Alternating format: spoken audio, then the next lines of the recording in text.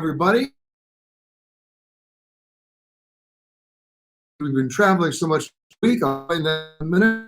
Welcome to Évora, Portugal, one of the most historic cities in Portugal, and one that's almost always overlooked on tourist itineraries. A lot of history here, which we can talk about at another time. I'm here for a conference on sustainability in tourism and travel, and the conference is just about wrapping up. Lots of stuff to talk about today. Let's start with all the rules that are changing once again in Europe, and especially in the United Kingdom. Big shuffle going to happen over the weekend in terms of who can come in and who can come out. U.S. citizens still okay to go, but a lot of countries added to the red list, some added to the amber list. Got to get your colors right, and it's still a pretty big mess. Of course, here in Portugal, open to us, has been for a while now, as has Greece, but we're not open to them. It's not a two-way street. They're not happy about it. There's not a single European Union country that's happy about that. And the United States is showing no indication so far of opening the borders to vaccinated European travelers. We'll see what happens on that. Because of that and some other things, we have like a quadruple perfect storm here. And let me roll through it for you. First of all, you've got concerns over the Delta variant. You've got kids back in school. You've got no resurgence in business travel. You have a one-way street going to Europe but not coming from Europe. And of course, you have a seasonality aspect that the third and fourth quarters are traditionally not big travel quarters in the US. Add all of that together, it's actually a quintuple double whammy of a buyer's market. Let me give you some examples. There's a race to the bottom right now with airfares. I haven't seen this in a long time. You know, if you take the traditional playbook of the airlines or business in general, if things aren't going well, you discount, right? You want to stimulate demand. What happens if you discount to stimulate demand and there's still no demand? Do you discount again? Well, in the airline business, apparently you do. Miami to Chicago, $38. I did Dallas to New York last Sunday for $48, right? The one I'm about to take, New York to Los Angeles, $68.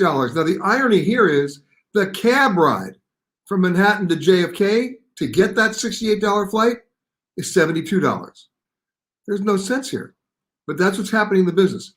And it's all across the country, right? In every single market. Now, obviously there'll be an exception made on the week before Thanksgiving, but other than that, between now and the end of the year, it's a free-for-all for smart travelers. And it's not limited to the domestic market. In fact, it's even crazier overseas. Right now, and I'm not exaggerating, there are 90 separate cities in Europe connecting to nonstop flights to the US, or US flights connecting to those cities, in which the airfare is less than $340. That's round trip. It's ridiculous. So look ahead. You don't have to go this week, but you better go online this week and figure out where you want to go. Whatever you do, book it on a US airline so that if you have to cancel, you're not going to lose your money. Speaking of that, the US Department of Transportation announcing officially something we already knew, that they're investigating 20 separate airlines for violating those refund rules that I've been talking about week after week after week. To remind you, if you haven't heard me already, there's an existing rule on record at the DOT. It's been there for a long time, pre-pandemic, that says if an airline cancels your flight, any airline that either flies to, through, or within the United States, which includes all the foreign carriers who land here or fly from here, if they cancel your flight, then you're entitled to an immediate and full refund of whatever you paid for your ticket back to your original form of payment, even if you bought a so-called non-refundable ticket. A lot of foreign carriers and a lot of US carriers decided during the pandemic to flagrantly ignore that rule and try to push passengers to take either credits or vouchers, but in no case do they want to part with any cash, a violation of the rule. So the first sort of tree fell in the forest about 2 months ago when the US DOT proposed a $25.5 million fine against Air Canada. Air Canada is fighting that. But in the meantime, what a surprise, they're rushing refund checks out now, 18 months later. What a surprise. They were about to do it to United Airlines, and United Airlines started sending refunds. That leaves 18 more airlines under investigation. So if you're sitting there right now holding what you think is a worthless voucher or a credit you can't use, hang in there. There may be help along the way because of the US DOT investigation. And finally, under the Biden administration, some enforcement action is taking place. So stay tuned on that. Okay, we talked about the changing rules overseas. We talked about the refunds, and we talked about the airfares. Now it's time for me to do a shameless plug. Many of you know that my show's on PBS. There's the Royal Tour and the Travel Detective. There's another show we do. It's a new series called Hidden. We did one last year called Hidden Poland. And what the concept of the show is that here's our mandate. We're going to take you to every place that doesn't have a gift shop, that doesn't have a TripAdvisor sticker or logo, or that doesn't have a tour bus. We're going to show you the places that are not in the guidebooks or the brochures, where you can have a genuine, authentic, and truly great immersive experience in countries around the world. That's why we call it Hidden. Last year we did Hidden Poland. PBS, it's called Hidden Turkey. And now for the shameless plug, roll the video. Get set for a journey you've never taken. This is amazing. I'm Peter Greenberg, and I'll show you a country you never really knew. Ooh, hot. From Roman ruins to downhill races, we'll see how surprising this old and new country really is. This is what I came for. There are countless treasures, all hiding in plain sight. And I'll show them to you. Welcome to Hidden Turkey.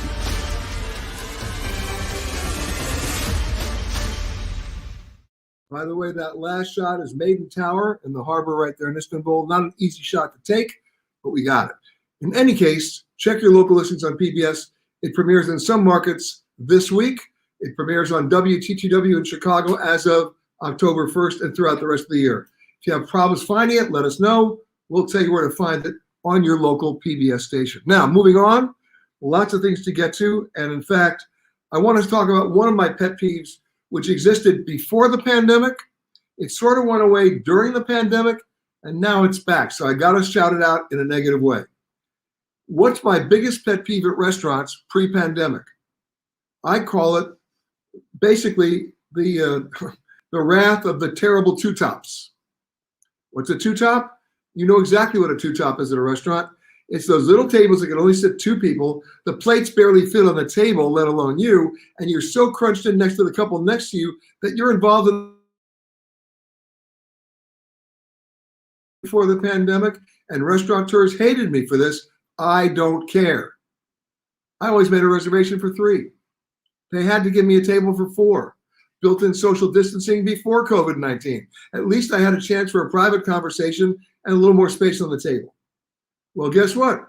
The pandemic upended those old terrible twos. Restaurants couldn't do that, right? Social distancing, and they spaced them out. Now that inside dining is coming back, what are the restaurants doing? You know what they're doing. They're putting them back together. So repeat after me. Reservation for 3. You, your significant other or business partner, and Elijah, who just never shows up. All right, don't get mad at me. Think about it. Does that make sense or what? And if a restaurant wants to charge me a premium, I'll pay it. I don't spend money to go out to dinner with people I don't know. And neither do you. All right, now let's scroll down and say hello to some friends here. Let's go back here to the top. All right, Katrina's saying hello again from Alabama. Joan Corliss Havish Fish from St. Louis. There's a name. Bom dia, Peter. That's Portuguese.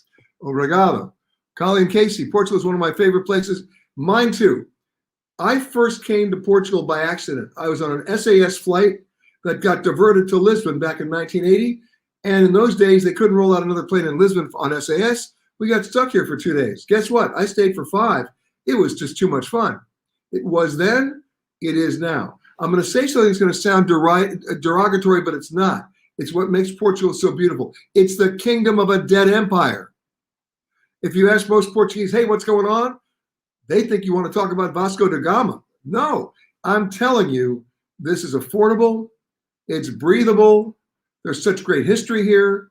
The food is unbelievable. And really smart, you'll book in the trip to the Azores, the 9 westernmost islands in the Atlantic. And I'm telling you, well worth it. Time is frozen there in the most beautiful way. And they even have bullfights there. No, not the bullfights you think. They're really more like bull chases. They let the bull loose, and he runs all over the street chasing people. He doesn't die. That's a bullfight I like. And it's a lot of fun as long as you are behind the barricades. There's a lot of good videos showing people who were not so lucky and basically became airborne in not the most pleasant way. But bottom line is, forgetting just the bullfights, I'm telling you, the Azores is one of the great hidden gems that remains, especially post-COVID-19. All right, let's keep going. April says hi from Las Vegas, just back from Alaska, spent all the time outside. I get it. Okay, Mike Lukens, greetings from Fort Lauderdale, 10-mile run this morning. Okay, Mike. Catherine, just got home from Kenya, had an amazing safari experience with Nature Wonderland Safaris. Of course, as many of you know, if you've been watching me regularly, I just got back from Tanzania, where we just finished the principal photography president of Tanzania. That'll be airing. Karen from Oceanside, California. I'm still waiting to buy a ticket to Europe. Why? Didn't you just hear what I told you? Are you protected? One trip, airfare for a trip next April, Chicago to Paris. Not now. You buy it in maybe February, about 54 to 60 days out. And April in Paris is a nice song. It's also a nice time to be there. May and June in Paris is an expensive time to be there. Okay, Robin says hi from Williamsburg. And 40 days away till your trip to Hawaii. Okay, Robin. Stephen Graves, nice looking haircut. There you go. Surprised you had time for one with your schedule. You got to make time for a little grooming, right? Okay.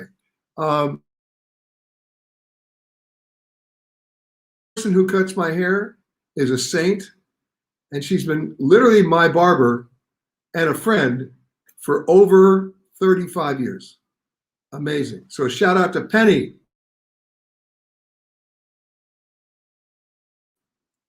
Okay.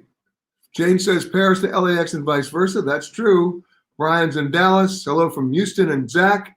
Oh, you saw me speak last week at the Dallas Travel and Adventure Show. By the way, I'm speaking again next month in Atlanta on the 15th and 16th. I believe those are the dates. I mean, maybe the 16th and the 17th. That is the 16th and 17th of October in Atlanta, in Santa Clara, California, the following weekend as well. Yvette Mack, hello from Brooklyn. Leslie Neron, hello from Delray Beach. All right. Jews in Japan. Jamie. See, I know Jamie's going to get involved here because he's Mr. Portugal to me. Thank you for that email, Jamie, and I'll get back to you on that. Okay. Hi, Susan Buckner in LA with one of my all-time favorite people, Deborah Pratt. Hello, Susan. All right. Let's keep going up here. Hold on a second. We're going back here because we've lost some people here. Let me go back here. Hold on, guys. We got lots of people to get to. Sorry about that. I don't want to miss anybody. Okay, we're scrolling down. All right. All right, Zach wants to know if there's anything I can tell him about the recovery in New Orleans. Planning a weekend trip with the family for late December. Should we reconsider? Absolutely not. And I'll tell you why. I believe this about New Orleans and any other place that suffers a natural disaster. The best. Why? Because number 3, you're going to make friends you never thought you'd make in the most unusual circumstances. People who live there. So the answer to your question is go. Terry saying hello again from Route 66. All right. Hello, Deborah Pratt. See, there you go. Terry Hart, greetings from Madison. TAP Portugal has some incredible business class fares to cities all over Europe with stops in Lisbon. By the way, he's right, or she's right. I can't see if it's a he or she, but I will tell you this. They got smart at TAP with their route network. Them, and I'm going to get to business class fares in a second on all the airlines. They'll let you stop over in Lisbon for 2 or 3 days and then continue on to any one of the other 45 cities around the world they travel to for a nominal fee. It's one of the all-time great deals. By the way, let me stop for a second, give you some business class deals here. Boston to Berlin, business class, $981 round trip. Chicago to Dublin, business class, $975 round trip. New York to Paris, Charles de Gaulle, $979 round trip. By the way, that will come down to cities like Lyon. It's even cheaper.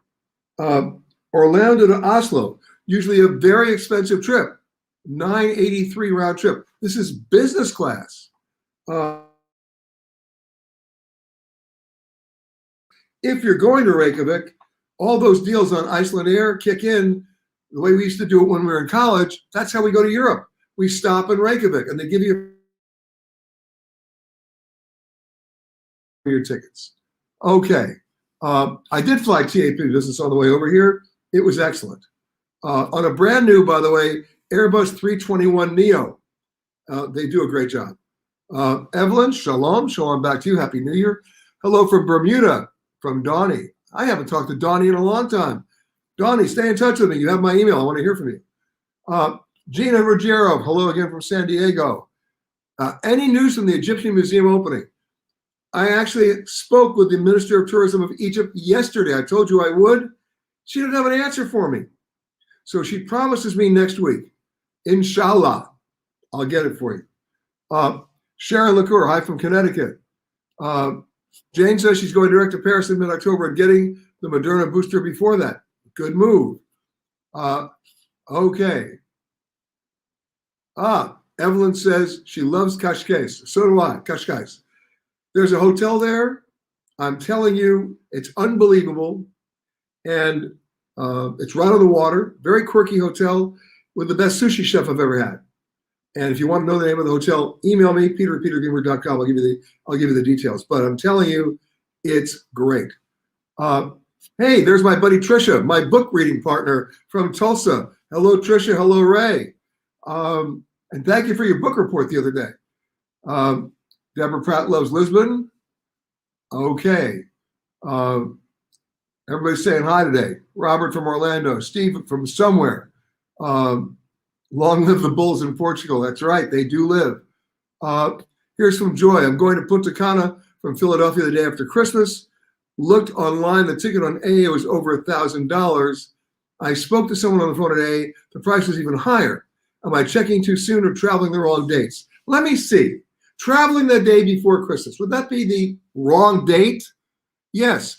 Anytime between December 10th and the end of the year is dead for you. Don't do it.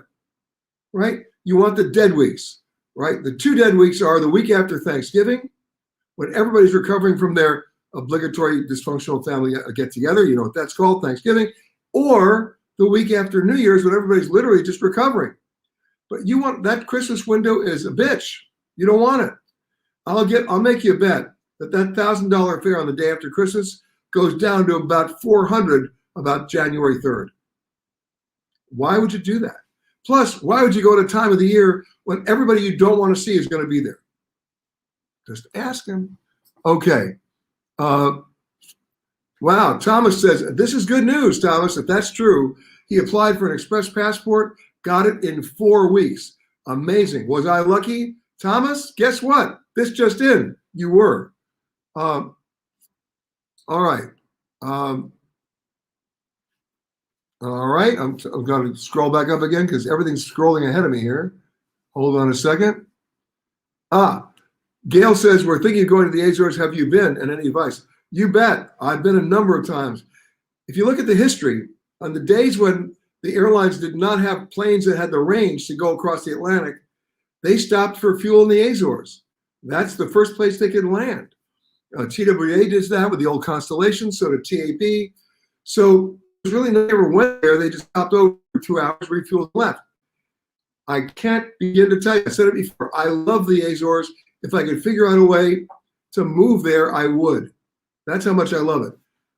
Keep in mind, some U.S. airlines sort of like poo-pooed it and did limited service. Delta Airlines, I think 2 years ago, started service nonstop from New York, once a day on one of their oldest 757s.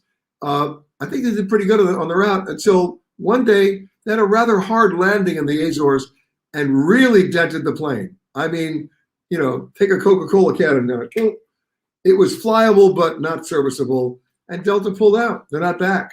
There are other airlines that fly here, and I guarantee you it's well worth the trip. Frank Radis, hello from London. Frank, I'm going to be there tomorrow, so let's get together. All right?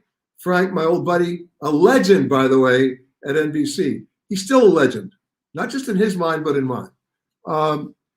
Jim Friedlander, our first museum group since the pandemic, returned from Paris yesterday. Had a great time, enjoying seeing Christo's wrapping of the Arc de Triomphe. Anybody see that? Very cool. In honor of that late artist, they wrapped the Arc. It was great. There you go. Jim knows. He just did it. Another question from Madison, Wisconsin. By the way, I'll be there October 2nd. Why? Every year I make the pilgrimage. Got to watch my Badgers play at Camp Randall. In fact, we'll probably do Facebook Live from Madison. Some passport expediters are charging up to $250 to get passports renewed quickly. What do you know about such services, and how fast can they really get a passport? The answer is pretty fast. In the old days, what the expeditors would do, and this is what you paid for, is they'd actually have somebody go stand in line for 7 hours and get it done with all your documents already pre-filled out, your photographs, etc. If it's worth it to you to do it, do it. Some people need it, right? 4 weeks. That's pretty amazing. When the backlog was 1.7 million passports that were not moving through the passport agencies, the backlog was as much as 8 months. So think about it. If you go to renew your passport, you then lose your passport until you get the new one. They take it away. So you can't leave the country till you get a new one. You want to wait 8 months? I don't. Is it worth it to me for $250? In that scenario, I'm sorry to say it is. Hey, someone's saying, Petronelli Thomas, hello from Tanzania. We love Tanzania. We had such a great time there. Evelyn says hello from Vail. Yvette says, when's the best time of the year to go to Turkey? That's an easy one. We're in it. September is the magic month in the Mediterranean, especially if you're going to South or Western Turkey. It's the best. There you go. Okay. Karen now listening to me and buying her ticket today. And another hello from Crushed Chris in Uganda. Okay, nice to talk to you. Frank says he's going to come back to New York next month and try JetBlue Mint. I have to tell you something. I just flew JetBlue Mint, not by design. I had to get a seat at the last minute. That's the only airline that had one. And I have to tell you, it was brilliant. And they're now flying to London, which is crazy because they're a code share with American Airlines. They're also now competing Newark to Lisbon on the A321neo on tap. That's what JetBlue is flying to London because that plane has the range and they've got Mint. Really great service. Okay. Lindy, hello from Ventura. Going to Cairo in May. Let's hope hold on, I'm scrolling back up again. Sorry, guys. We'll hear. Okay. Gina, greetings from the Jersey Shore. Okay. Hello from a beautiful Michigan day. Hello from Reno, from Melissa. Okay, thank you for that note, Ronley. April, have you seen some leaves starting to change? In Portugal, no. Probably by the time I get back to New York, yes. All right. When is the best time of the year to go to the Azores? Well, that's where you want to go June, July, and August because it's the Atlantic and it's great. So do that. May is also pretty good. What about Madeira? Have I been? Fred wants to know. I have. Madeira is very fun. but I have to warn you, it's a little windy sometimes. Every pilot who lands in Madeira is holding on. I'm telling you. The wildest landings I've ever had, other than the old airport in Hong Kong and Tegucigalpa in Honduras, for anybody who's ever tried that approach, has been Madeira. But it's well worth the trip. And if you really want to go back in time, once you get there, go to see the hotel called Reed's. It's the old traditional British holidaymaker hotel where they're doing the high tea. Yeah, well, it's good. Okay, Frank. Thank you, Frank. I'll email you tonight. We'll get together in London.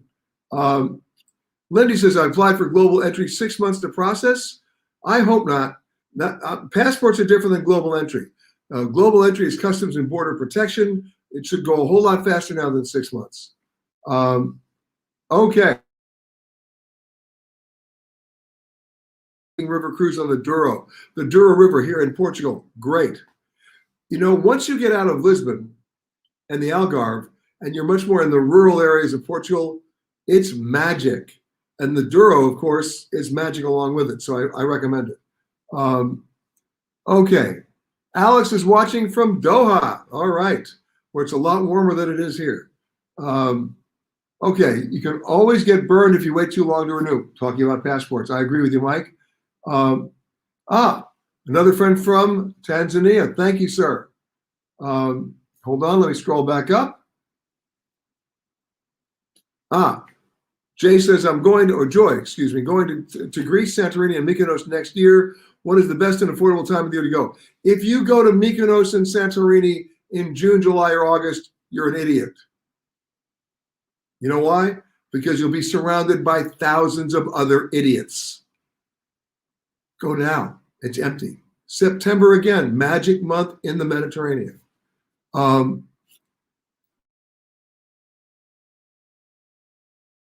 You got a passport. I'm just reading this as fast as I can. Okay, Jeanette says she's double vaxxed. Went to my office in Florida, onward to Seattle, San Francisco, San Jose, and LAX back to Nashville. And somehow she says she caught the Delta variant. I was so sick. Doctor said I would not even be here had I not been vaxxed. There's a message for all of you. But people who are getting COVID after they've been vaxxed, it's like less than 1% of the people vaccinated. The hospital rooms that are overflowing right now in all those other states, Alabama, Mississippi, New Orleans, or Louisiana, I mean, 98% of them were not vaccinated to begin with. Your doctor's right. And if you're watching me right now and you're not vaccinated, go to Santorini in June with the other idiots. You know what I'm saying. Come on, this is not a political thing. It's a public health issue. Well, I'm glad, Jeanette, you're okay. And you know what? Get back out there as soon as you feel better. Here's one from Lorena. Headed back to Mackinac Island soon. Fall color is starting.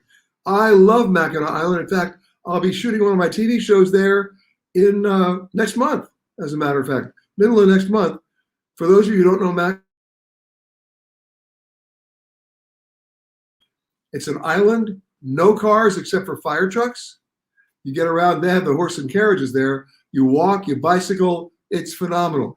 I only have one complaint about Mackinac Island, and if you've not been, it'll be a surprise to you. If you have been, you're going to laugh along with me. Other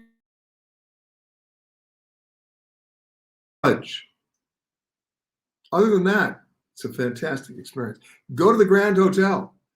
It's one of those great, historic, legendary Grand Dame hotels. Well worth the visit. Okay. Let me scroll up here again. Terry's thinking about going to the east coast of Sicily in February. Don't care about beaches or crowds. Have I been to Sicily in the winter? I have. I love Italy in the off season, Sicily as well. Go to Taormina. Unbelievable location. And if you go to Taormina, there are two interesting hotels there. One's the Plaza Domenico, which the Allies bombed in World War II. And half the hotel, in those days, it was a convent, and half the hotel was destroyed. They left it the way it was destroyed. You need to go in there and see it. Beautiful hotel, by the way, now. And the other one is San Tomeo. San Tomeo. Check out the Mussolini suite. Just don't tell them I sent you. Okay. Steve wants to know, how am I traveling safely? It's common sense. I wear a mask except when I'm talking to you. I'm double vaccinated, and I go to. Simple as that. Okay. Oh, and you also want to know, is Paris safe? It better be. I'm going to be there next month. I don't have a problem with it. Remember, it's not about the vaccination, at least in my estimation. It's not about the vaccination levels of the place where you're going, right? I just came back from Tanzania. Vaccination levels there are under 5%. It's about the vaccination levels of the people who are going, right? Not the people who live there, the people who are going. And I feel safe. You should feel safe as well. Okay, somebody else that loves Mackinac. We're going to stay at the Grand for 3 nights. You'll love the rocking chairs there too. And Trudy says she's heading to Sicily in 3 weeks. Okay, now it's time for our photo of the week. Here, I really like it because it happens to be photo up on there. There it is. Anybody want to tell me where it is?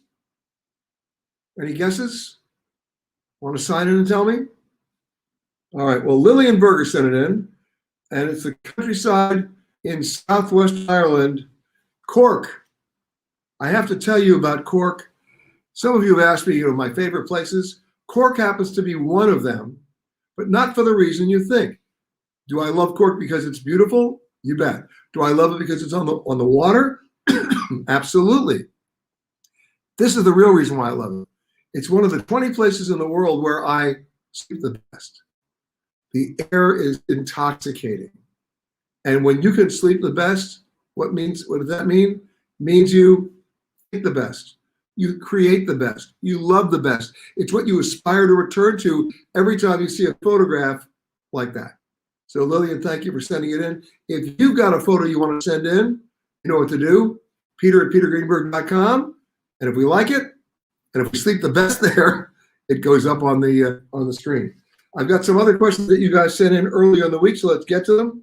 From Beverly, are you heading to Paris soon? Yes, I am. But you also asked, any luck getting the health pass? I was talking to the French Secretary of Tourism yesterday. It's really it's not easy for a U.S. citizen to get it because you got to go through a lot of form writing usually in the European Union country itself. They do have it.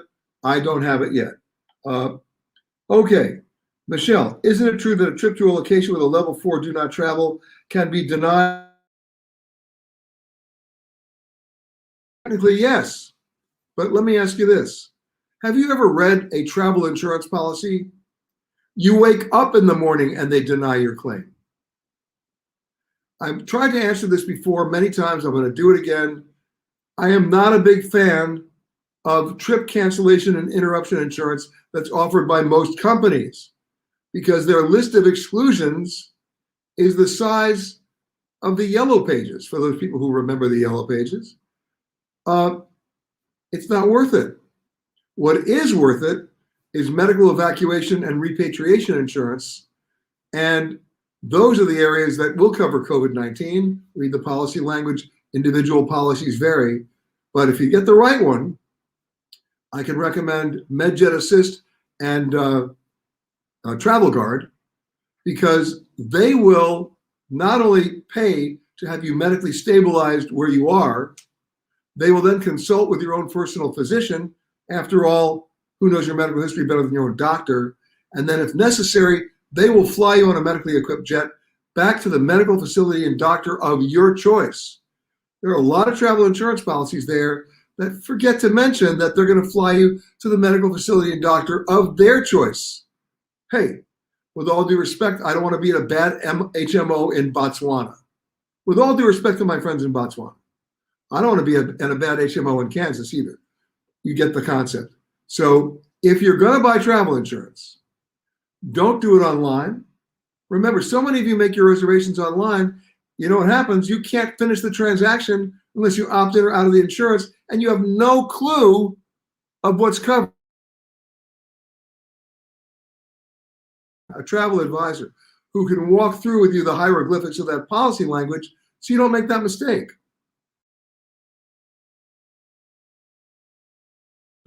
With all the best of intentions, bought garbage insurance. You know you did. So I know you're a little shy about doing it again, but before you even think about it, talk to somebody who can walk you through the language, okay? On the air. Well, there's a self-serving question with an answer. It's on the air now in certain markets on PBS. Consult your local listings, and we'll publish. If you go to our website starting, around the United States. It's also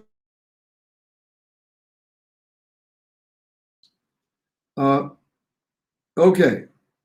Oh, this is one. What do I think about American Airlines changing its conditions of carriage? This is bad news, guys.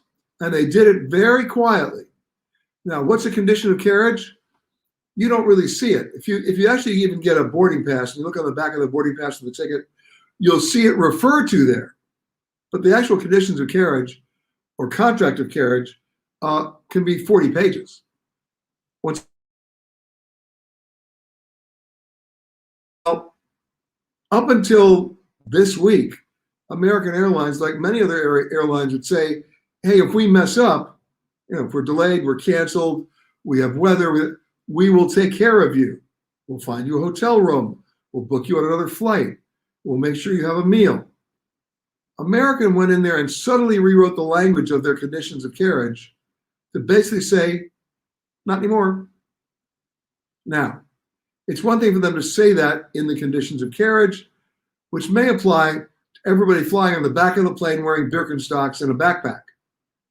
Obviously, some people are more equal than others, and if you're a mega million frequent flyer on American, they might give you an $8 meal voucher for Auntie Anne's. I do love those pretzels, but be sure to find out what's in it. You know what? I'm giving you all a homework assignment. It's a matter of public record. Call the airline and ask them for the link. Call American. Ask them for the link of their contract of carriage and print it up. Bedtime reading, guys.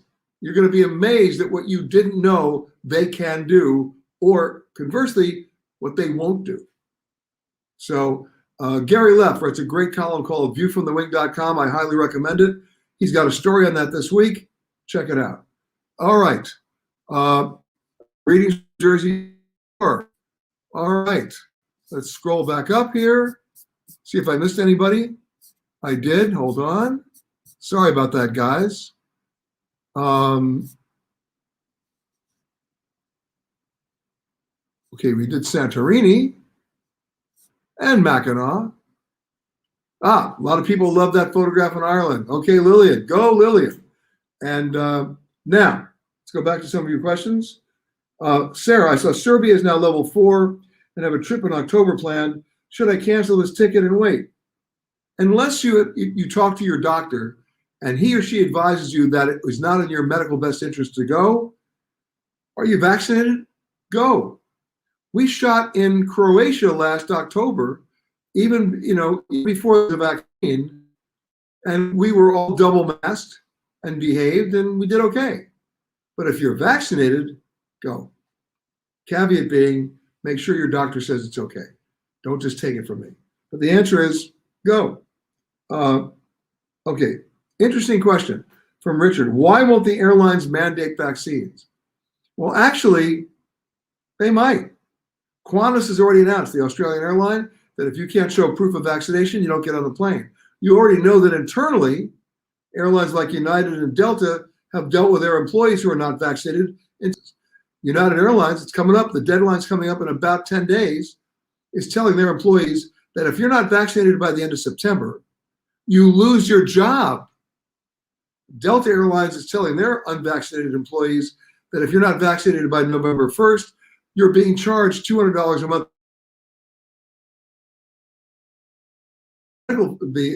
fees when you get COVID. Seeing more and more of that. It's just going to happen. Look what Carnival did on some of their cruises. You want to book a Carnival cruise and you're not vaccinated? Come on board. Oh yeah, one more thing. test is $150 that you pay for. And if you're on a 7-day cruise, you just spent the money you spent on the cruise to get tested, another $500. So the economic consequences of not being vaccinated are starting to come home to roost, and lifestyle changes are on the way. Get vaccinated. Okay. What happens? Jennifer says, what happens if a country mandates a double dose vaccine, but I got the Johnson & Johnson one shot? Well, I need a booster to get in. You know what? I don't know the answer to that. Please email me the name of the country and we'll find out. I don't know the answer, but it's a good question. Okay, well, other countries, this is from Carl. Will other countries ban unvaccinated Americans in Europe like France? Other countries. If you're not vaccinated, you may be banned. And if you go there and you're forced quarantine in a quarantine hotel, that will cost you on your own dime $2,500. Again, economic consequences. Tomorrow, Eye on Travel, the radio show, 3 hours from 10 a.m. to 1 p.m. Please check it live on petergreenberg.com. Please join us tomorrow. Of course, that's also a podcast available next week. And then, of course, one last plug for Hidden Turkey. Throw the photo up. It's coming. I thought it was coming. There it is. You know where that is? Balloons over Cappadocia. We were there. We'll talk about that too on the show. So if you get a chance, please watch it. If you can't see it, it premieres in your local stations on PBS. It's available on Amazon Prime and Apple TV+. We'll see you next week, guys, from another remote location. It'll be back in the United States, back at its regular time on Thursday. All right, Thursday, we'll see you. Until then, have a great weekend. Thanks for watching, and please be safe.